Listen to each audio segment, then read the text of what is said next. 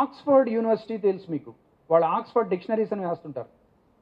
చాలామందికి ఉండే ఒక డౌట్ ఏంటంటే, ఈ డిక్షనరీలు చాలా ఉన్నాయండి, ఒక ఆయన కన్సైజ్ అంటాడు, ఒక ఆయన పాకెట్ అంటాడు, ఇంకొక ఆయన లిటిల్ అంటాడు, ఇంకోటి మినీ అంటారు, ఇన్ని ఉన్నాయి, ఎట్లా ఏ డిక్షనరీ చదవాలి మేము?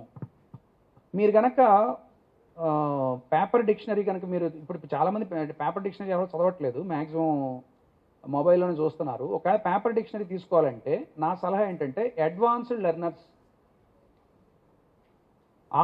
ఆక్స్ఫర్డ్దే అడ్వాన్స్డ్ లెర్నర్స్ డిక్షనరీ అని ఉంటుంది. మనం అది చూస్తే ఏమనుకుంటామంటే అడ్వాన్స్ లెర్నర్స్ సార్, నేను అసలు బిగినర్నండి, మాకు అది ఎందుకు అనుకుంటారు. కానీ అడ్వాన్స్ లెర్నర్స్ డిక్షనరీయే బిగినర్స్కి ఉపయోగపడుతుంది. ఎందుకంటే వాళ్ళు దానిలో ఇచ్చిన ప్రతి డెఫినేషన్, ఒక్కొక్క పదానికి ఇచ్చిన నిర్వచనం మొత్తంలో డిఫికల్ట్ పదాలు ఉండవు.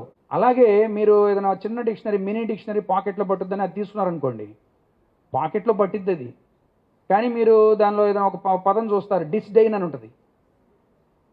డిస్డైన్ అంటే పక్కనే కాంటెంప్ట్ అని ఇస్తాడు. నాకు కాంటెంప్ట్ తెలియదు, ఈ డిస్డైన్ అంటే కాంటెంప్ట్ ఎందుకు ఇచ్చాడు, ఇదేం గోవాలరా అనిపిస్తుంది మనకి. కానీ ఇదే డిస్డైన్ని మీరు కనుక అడ్వాన్స్ లెర్నర్స్ చూస్తే దానికి డెఫినేషన్ ఇచ్చి, ఆ డెఫినేషన్లో మళ్ళీ డిఫికల్ట్ పదాలు ఉండవు.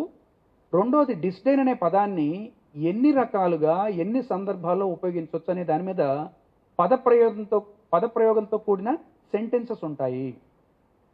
అవి గనక మనం అవి కొన్ని ఎగ్జాంపుల్స్ లాగా ఉంటాయి అన్నమాట. అవి గనక మనం చదవటం మొదలెడితే మనకి అద్భుతమైన ఇంగ్లీషు వస్తుంది.